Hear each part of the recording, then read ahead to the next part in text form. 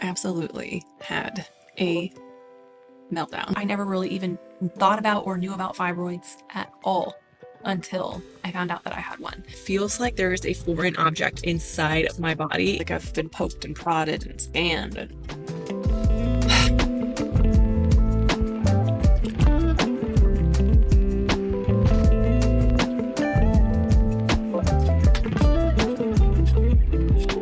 Don't mind the mess behind me, but I feel like my fibroid looks so wild. It's really fibroiding today. I have an incredible update for you all. I have a surgery date. Originally, my surgery date was for November 21st, which is a week before Thanksgiving, and I was so upset about that, just because I knew that after a week, I was not going to be in a place to be able to like go and participate in Thanksgiving. And Thanksgiving is like one of my favorite holidays of the year. One of the patients that was due for her surgery in October canceled. And so they gave me the option to bump my surgery date up, and I said, hell yes. So now my surgery is set for October 17th, which is a little bit less than 3 weeks away now. So this video is really just gonna be my prep for the surgery, getting all the things that I feel like I'm gonna need for recovery. I'll take you guys along with me as much as possible for and immediately after my surgery. Something that has helped so much, which I'll put a link down in the description box for if you're interested, is this Facebook group that has a bunch of women in it who either currently have fibroids or have had them removed. And it's just a really good support group. Getting a realistic expectation of how recovery will be. Also getting to see like great success stories of people who have had their procedure. It's just really cool to see that there's like a light at the end of the tunnel. Right now I'm just gonna go into the gym. I just have decided to focus like really hardcore on like my strength workouts and just lifting really heavy, just trying to build as much muscle as I can before going into this surgery. I know I'm gonna have like a pretty long recovery phase where I'm not gonna be able to work out. I just wanna go into my surgery and recovery feeling strong, and that way when I inevitably do lose a little bit of muscle mass, it's okay. So I'm rambling, let's get into the gym.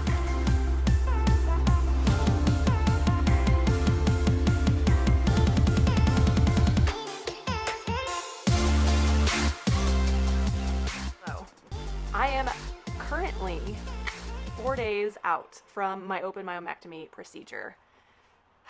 I just got a confirmation for my surgery on Thursday, and I went and had my pre-op appointment a couple days ago. Everything is a go. My doctor told me that I will be in the hospital for 2 days. I really kind of hate that. I've never been in the hospital before. I guess it is what it is. I just need to go with the flow. Today, I'm just going to focus on doing some deep cleaning of my house. I feel like that is one thing that is a really smart thing to do before your procedure. In the first week after surgery, you're not going to want to be like moving around and cleaning and doing a bunch of things, nor should you really. Also, low-key, my mom is coming in town the day before my surgery to stay with me a couple days, which I am so grateful for. But I don't know if your moms are like this, but my mom has certain standards. I just want to make sure my house is clean for when she gets here, or as clean as it can be. I'm just working my way through the kitchen right now. I'm going to work my way through the rest of the house.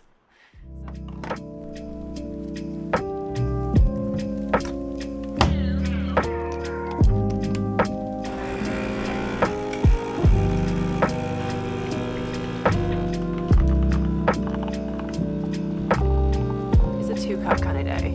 This pumpkin spice cake Nespresso pod that I got in yesterday. Oh, so good. I'm starting to get a little nervous. Ooh, I need to take my Arnica tablet, to take one of these the day before your surgery, and then to take, I think, one every day for 5 days afterwards. Arnica is supposed to help in your healing process. There is so much to do today. I've mostly got the house clean, but I've got a little bit more cleaning left to do. I've got some errands to run. I've got some work to try to get done. I'm really trying to get some things shot and edited and sort of scheduled out to post for the first initial days that I'm down. I know that that's not necessary, but when you're self-employed, the hustle is real. There's no paid leave. Hope these don't taste bad. Taste like basically nothing, which is great. If you're interested, I will link those down in the description box. And run to the gym. This is the last day that I'm going to be able to really work out. I haven't really been able to do any HIIT that I used to be able to do, which you guys would know if you saw my last video. And lately I can't even like go on a jog, because even like a light easygoing jog makes my fibroid hurt. I've really just been focusing on just strength training, and I'm not gonna be able to do any sort of heavy lifting for a while. This is the last day, and I'm probably gonna lose quite a bit of my strength, but that's a bridge to cross later, and that's okay. Get it in while I can get it in. I'll catch up with you guys in a bit. I think one of the hardest aspects of this whole process for me was the morning, getting to the hospital, doing all the prep, and just anticipating going back for my surgery. I was definitely really nervous. I was scared. I had all kinds of emotions, and it just really felt like it took forever, but I was glad to have my mom and my husband there to kind of hold my hand and comfort me before I went back. I feel like I'm about to serve somebody lunch or something. It really feels real when they wheel you back into the OR. That was when it really set in for me, but luckily the anesthesiologist did a great job and I was out within minutes and woke up and it was all over. Good morning. Watching Hallmark Christmas movies, because apparently it's that time of year. I'm a little bit less than, probably about 20 hours out from the completion of my open myomectomy. I have not gotten up and tried to walk yet, which we are going to try to do today. I have a catheter in, which is wild. Never had that. Pain has mostly been tolerable. I'm on a lot of pain meds, for sure. But yesterday, for some reason, like for a couple hours, it was just like the worst throbbing pain. It was absolutely horrendous. So I might be able to eat solid foods today, try to walk, and if all goes well, they might release me tonight. We'll see. Fingers crossed, I seem to be doing pretty well. Otherwise, didn't sleep very well last night because I hate sleeping on my back. But I just want to check in with you all, bring you the really raw, real recovery vlog. I look rough. My fibroid was a lot bigger than they thought. The doctor said it was about the size of 3 of his fists put together. And he showed me pictures of it, which it is wild to see your own cut open abdomen with your ovaries and uterus and huge fibroid. I'm usually pretty squeamish about that stuff, but for some reason I could handle it. Just glad to have that out. Hopefully I'll feel a lot lighter after this. 6 hours later.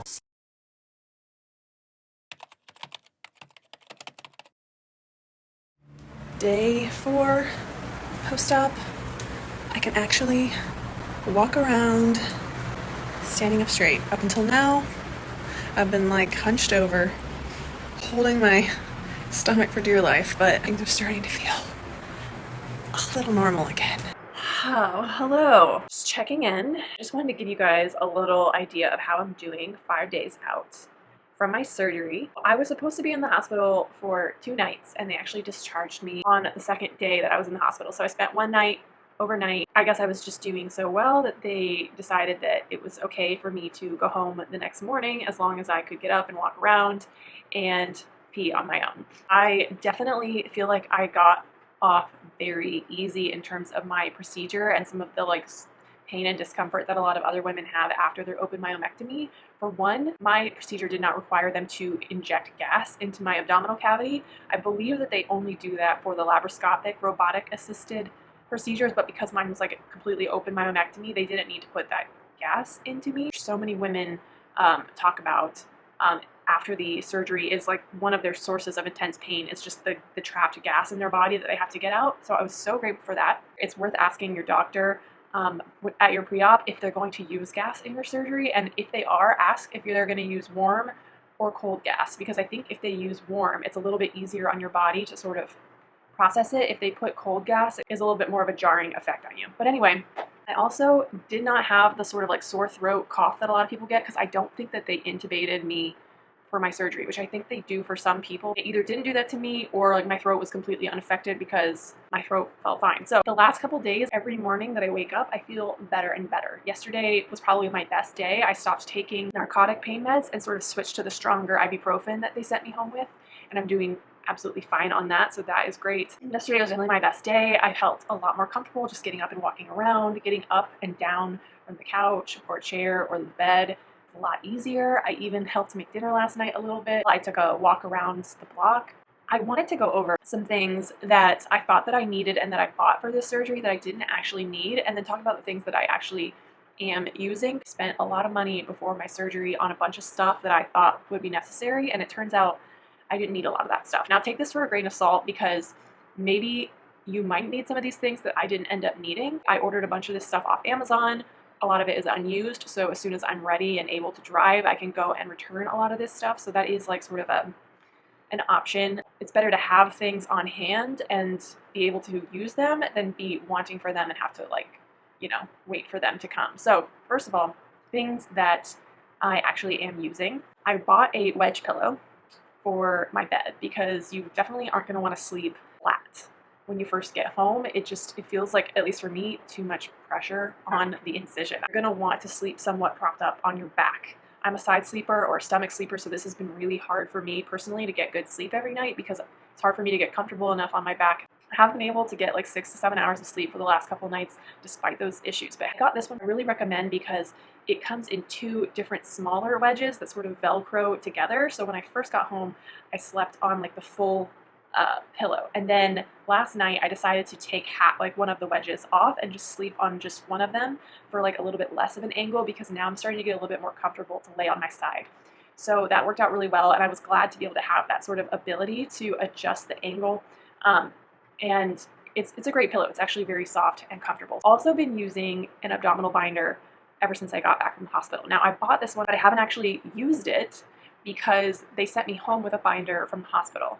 And I think that's the case pretty much anytime that you have this procedure or a hysterectomy or like a C-section birth, is they will send you home with an abdominal binder. I do know a lot of women don't really love the one that the hospital gives you, and they prefer to buy like a more like serious one. I have not found that to be the case for me. I'm perfectly happy with the one I got sent home from the hospital, so I'm going to end up returning the one that I bought because I haven't used it, but I think the one that I bought is really good because it basically covers like your whole torso area, and it does work really well. Like I tried it on one time before I had my surgery just to see how it worked. So if you think you might want something that's a little bit more of a like secure, more advanced binder, then I'll put this one here. The thing that I've been using, I did not order these from Amazon, but I would suggest maybe considering it, is buying a pair of like postpartum underwear in a size bigger than what you normally wear. I was sent home from the hospital with some disposable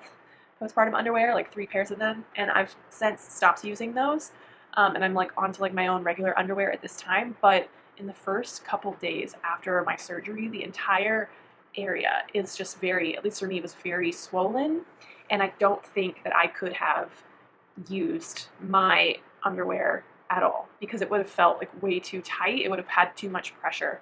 Now the swelling is starting to go down, so I'm wearing my own underwear now, but you might want to buy a pack of like 5 pairs of postpartum underwear that are a size bigger than your normal underwear size, just to accommodate for that to be a little bit more comfortable. You could even go so far as to ordering like period underwear because you may experience a little bit of spotting or bleeding after your procedure. It's completely normal. I really haven't, but to kind of feel a little bit more secure and make sure that like you catch things that might happen. I've also been using Miralax that I ordered.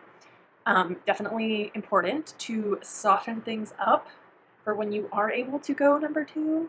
It didn't happen for me for several days, and that's very normal, but you want things to come out easy when it happens. So I recommend ordering some of that if you don't already have it at home. Another thing that I ordered that I absolutely used is a 10-foot long phone charging cord. I used that for when I was in the hospital. That way I knew that like my phone charging cord would be long enough to be plugged in like to the wall behind me, and then it could reach all the way to my bed. So that was really useful to get. I also ordered a grabber stick thing that basically helps you pick up things off the ground. I think they can be useful. I seriously only used it one time, so I may send it back because now I'm at a point where I don't really want to like bend over, but I can sort of like squat down using my legs if I need to get down to the floor. It's completely up to you.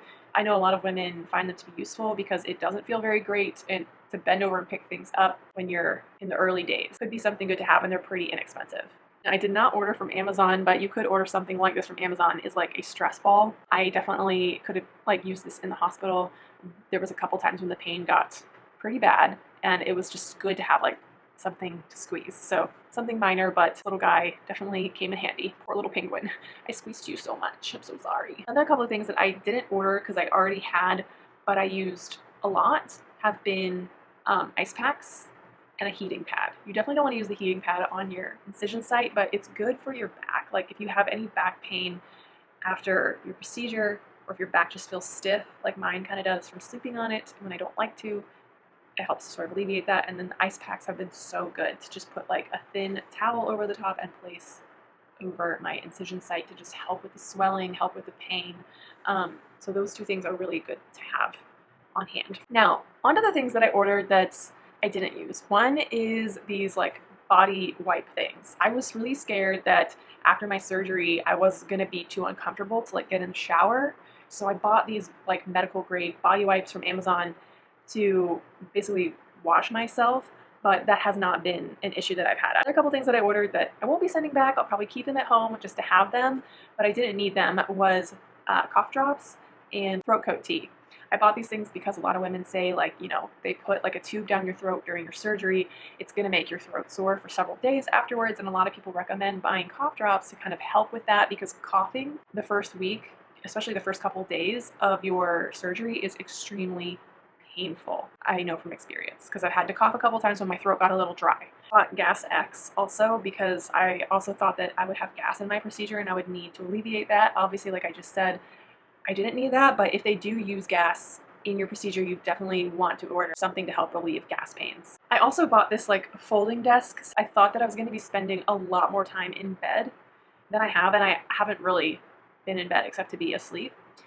So I think I may send that back because I never really needed it. I also thought about getting a walker because I thought that, like, again, getting up from our couch, which sits kind of low, was going to be really painful, and I would want something to help me stand up. But again, I personally haven't needed that, but I have heard of some other women who have benefited from using a walker. I've also heard of some instances where the hospital will even send you home with a walker if you ask for one, so that might not even be something that you need to buy. If you don't have pajamas or sweatpants that are super loose and baggy, you are definitely going to want to get some. I have been wearing my like super loose sweatpants that I like to wear, you know, like when it's that time of the month and I feel bloated, for the last couple days, and that has been a lifesaver because the waistbands are either just like really stretched out because they're old, or they just are already like a couple sizes bigger. I did wear a pair of sweatpants that was like closer to my actual size the other day, and it was very uncomfortable because like the waistband was just putting so much pressure on the area that was still swollen. Even better yet, you could just wear like a nightgown or something that just is like a baggy dress. That way you don't really have anything around your midsection to kind of make you feel uncomfortable. If you guys took notes and added some stuff to your Amazon cart, and if you have any questions about anything, feel free to comment down below and I'll do my best to answer. But these are just like the things that I found that helped me. I'm gonna get up and maybe do a little walking. They say it's really good to just walk as much as you can. Walking really helps to speed the healing process. It helps with swelling and just getting yourself back to normal faster. Okay, definitely a huge win. About 1 week later from when I woke up from my surgery, I walked 1 mile. I definitely walked it about 10 minutes slower than I would normally walk a mile, but getting back to it, y'all. Model it. Turn around. By 8 days post-op, I was walking for hours around the mall with no issues, going out to dinner. Day 9, the swelling really noticeably was down. That is actually so crazy to me. The incision where they cut me open for my surgery is healing better than my left elbow that they used to draw blood from me while I was in the hospital. Like, that is gnarly. Day 11, I went on a long walk around Lake Hollywood with no issues. And then day 12 and 13, I was able to attend the Forbes Creator Upfront Summit here in Hollywood, and I felt great, even though I was out and about for long hours each day. And I was so glad I was able to do this. I was really nervous that I wasn't going to be well enough yet. Day 17, Nate and I took the metro downtown to see a hockey game, and I walked a ton that day with no issues. And by 3 weeks, I was back in the gym, able to jog with no pain whatsoever. And I started including lightweight and bodyweight exercises, making sure to stay well under the 20-pound limit that my doctor prescribed for me. At about 6 weeks, and really start going back to doing pretty much anything again. And so that's when I started lifting heavy, trying to lift at like the most that my body could handle. And since that 6-week mark up until today, I have slowly worked my way back up almost the level that I used to be strength-wise before I had my surgery, which I'm so proud of. But I can now do sprints and hit workouts again without any of the excruciating pain that I used to experience. I did not lose as much weight as I was hoping that I would from this procedure. I have heard of some women losing up to like 10 pounds. I only lost like 3 pounds, which was the actual weight of the fibroid. But I do feel such a huge difference in just the way that I feel in my body. Obviously, my clothes fit a lot better, especially my pants, because my waistline has pretty much gone back to what it used to be. I don't look pregnant anymore, which I freaking love. I've felt a huge improvement in just my energy levels and my mood and my ability and like desire to just be more active. Days 1 to 3 were rough. I'm not gonna sugarcoat it. I definitely had a lot of pain the first day in the hospital, like for a couple hours. And then when I came home after that, I just really wasn't comfortable. It was really hard to move around. But after day 4, every single day, I felt like I got incrementally better. And the recovery from day 4 on out, it just felt like it skyrocketed. My recovery period has been extremely fast compared to most. It really is a personal thing. It's all due to how your body responds and how your body heals and recovers. And I think that my hunch of why I maybe recovered so quickly is because I was such a very active person before my surgery. I just think my body is able to bounce back and heal faster because of that. Advice would be, if you can, before you have your procedure, to really focus on your health like I did. Not necessarily have to be like in the gym lifting heavy weights like I was doing. Like try to go on more walks, increase your activity from what you already do until the time that you have your surgery. And I just feel like that really does help. And I'm not a doctor. It's just my hunch. I also have to give a huge shout out to my entire team at the Hollywood Presbyterian Medical Center. My surgeon, Dr. Ben Ha, was amazing. I really had no complications during my surgery, which I am so grateful for. Everything seems to be healing nicely. My doctor, I think, did a really great job closing me up. Probably shouldn't even do this because YouTube might get mad because this is about to be a very graphic picture. But if you're curious about what my fibroid looked like, I'm going to show it on the screen. And this is the timestamp right here that you can skip ahead to if you don't want to see this because it's very graphic and bloody. But if you do and you're curious, then let's roll that tape. This is your last warning to skip ahead to this timestamp. Okay, bye. This is a picture of a picture, but what you're looking at is my 17 centimeter subserosis penducated fibroid, which means it was basically curled around the top of my uterus and attached by a very tiny little stalk. It's definitely a lot bigger than they anticipated. So much so that the surgeon was pretty impressed by the size.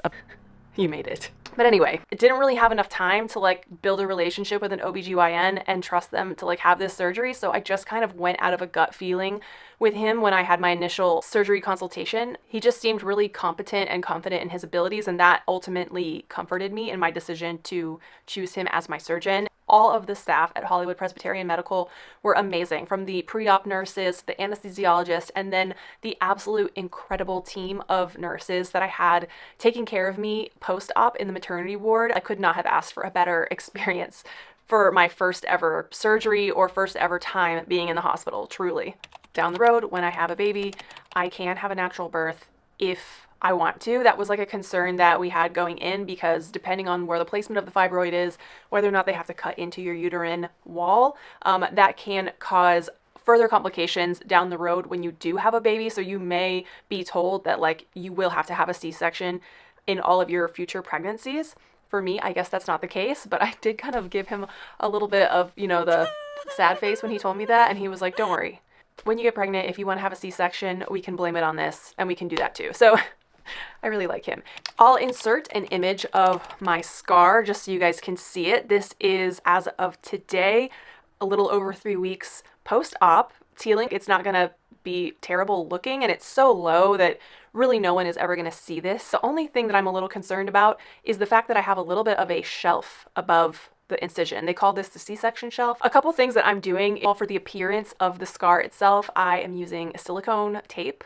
It's supposed to be really helpful to heal and sort of fade the look of a scar. But in terms of the shelf itself, I'm doing a bunch of sort of like lymphatic type massages at home. And there's a bunch of YouTube videos that you can look up of people who are much more knowledgeable than me that can kind of walk you through different sort of C-section massages that you can perform your scar after it has fully healed. Another thing that I've recently started, I've only done one treatment and I've got about 5 more to go. Scar release therapy using dolphin neurotism, which is an innovative microcurrent therapy for pain and scars, as well as some other conditions. And this is something that you can do for any kind of scar that you have, even if it's an old one. It helps with the appearance of the scar itself. It can help with the scar having pain or sensitivity in that area to sort of alleviate that. I put an article down in the description box if you want to read up more on this and what it all means. How much time should you take off of work? My doctor initially told me that I would need to take 4 weeks off of. I think that's all kind of relative to the person, obviously, and to the job that you have. I am a content creator, so that I mostly do at home. For the most part, I do that sitting at a desk. Also an actor, which does involve me going out of the house and working on certain jobs. Some acting jobs, I'm sure you're aware, are a little bit more intense physically than others. And then in terms of the auditions, I kind of just blocked off everything from October 16th until about mid-November, just to give myself plenty of time. In reality, started answering emails and editing content about a week out. About 2 weeks out from my surgery, I started submitting myself for auditions again. Obviously, I was skipping over the ones that involved stunts. My husband and I just took our first road trip to Mammoth in this car. I could not believe the kind of gas mileage that we got. If you are a person who works in a really physical job and you're lifting heavy things, you probably are gonna have to take quite a bit of time off of work. You really do need to make sure that you give your body enough time to heal. There is a 40% chance that in the future I could grow another fibroid, and I just have to hope and pray that I don't grow them back. In the meantime, I am so grateful to be fibroid free. My husband has told me so many times that he just can tell I look healthier and happier, just a marked difference from before. And I'm so grateful that I get to start 2025 fibroid free. Talk to your doctor, figure out a way to treatment if you need it and if it's truly something that is affecting your life, because it definitely really affected my life. If you want to check out the first video where I kind of got diagnosed, and I'll put that right here if you want to check that out next. If you guys enjoyed this video and you also enjoy fashion, lifestyle, and travel content, subscribe and stick around for more of my normal content. See you guys over here, and if not, I'll see you on the next video.